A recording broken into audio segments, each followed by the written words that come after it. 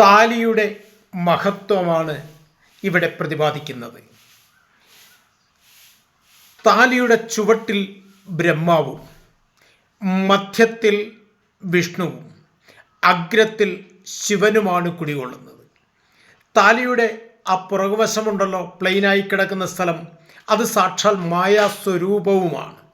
ഈ താലിയാണ് സ്ത്രീയുടെ പ്രാണശക്തി കുടികൊള്ളുന്ന കണ്ഠദേശത്തിൽ പുരുഷൻ പവിത്രക്കെട്ടായി ബന്ധിക്കുന്നത്.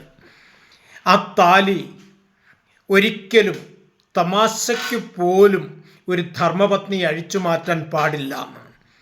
താലി അഴിച്ചു മാറ്റേണ്ട സമയം എപ്പോഴാണെന്ന് നമുക്കെല്ലാവർക്കും അറിയാം.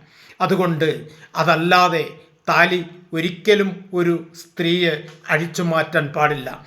ഈ വീഡിയോ നിങ്ങൾ ആദ്യമായിട്ടാണ് കാണുന്നതെങ്കിൽ എല്ലാവരും സബ്സ്ക്രൈബ് ചെയ്യണം, ഷെയർ ചെയ്യണം, ലൈക്ക് ചെയ്യണം, നിങ്ങളുടെ കമൻറ്റുകൾ രേഖപ്പെടുത്തണം. നമസ്തേ.